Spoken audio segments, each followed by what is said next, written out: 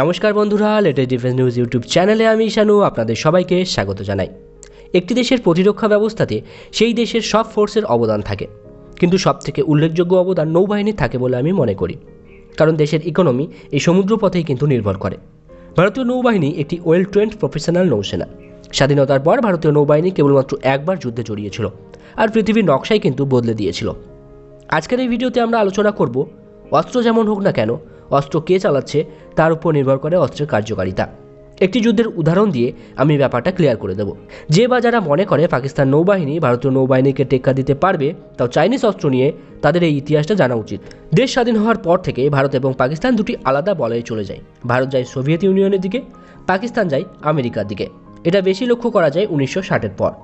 পাকিস্তান বেশিরভাগ অস্ত্র America UK থেকে ক্রয় করতে থাকে, আর ভারত সোভিয়েত ইউনিয়ন থেকে।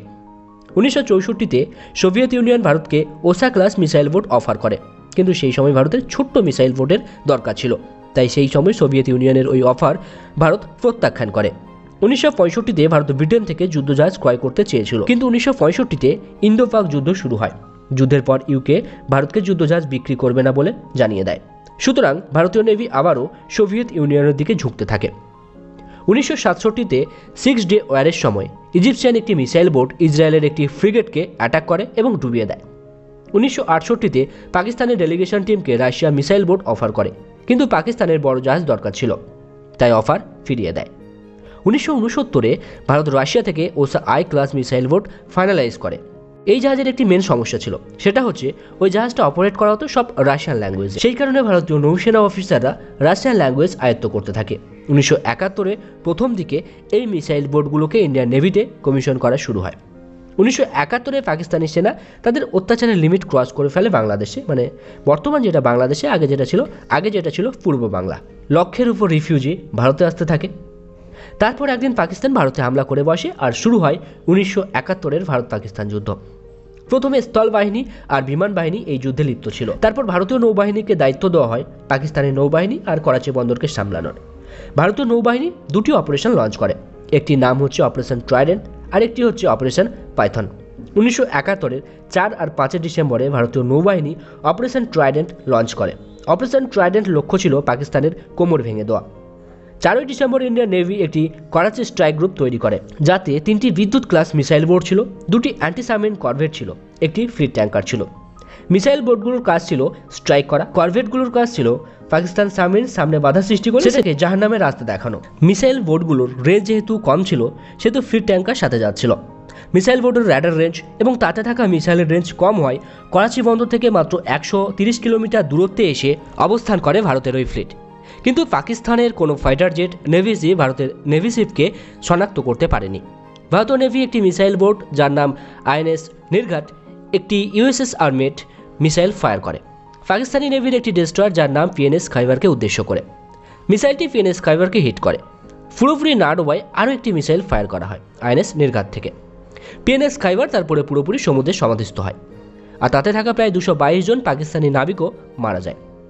তারপর ইন্ডিয়ান নেভি শিপ যখন দেখল এর কাজ সমাপ্তি, তখন আইএনএস নিফাত 2টি মিসাইল ফায়ার করে, একটি কার্গো ভেসেল এমভি ভেনাস চ্যালেঞ্জারকে লক্ষ্য করে, আর একটি পাকিস্তানি ডেস্ট্রয়ার পিএনএস শাহজাহানকে উদ্দেশ্য করে, যেটা মানে ওই পিএনএস শাহজাহান ওই কার্গো ভেসেলটিকে স্কট করছিল। 2টি মিসাইল 2টি টার্গেট হিট করে। কার্গো শিপ যেটা পাকিস্তানের জন্য অ্যামুনিশন আনছিল, সেটা মিসাইলের আঘাতে বিস্ফোরণ হয় এবং জাহাজটি ডুবে যায়। কিন্তু পিএনএস শাহজাহান ডোবেনি, কিন্তু খুব খারাপভাবে ড্যামেজ হয়। এতটাই ড্যামেজ হয় যে পরে ডেস্ট্রয়ারটিকে স্ক্র্যাপ করে দেয় পাকিস্তান। ভারতীয় নেভির আরেকটি মিসাইল বোট যার নাম আইএনএস ভীর একটি মিসাইল ফায়ার করে পাকিস্তানের একটি মাইন সুপার পিএনএস মুহাফিজকে লক্ষ্য করে, এবং যথাযথভাবে হিট করার সাথে সাথে পিএনএস মুহাফিজ ডুবে যায়। এইসব আক্রমণ করা হয় রাতের বেলায়।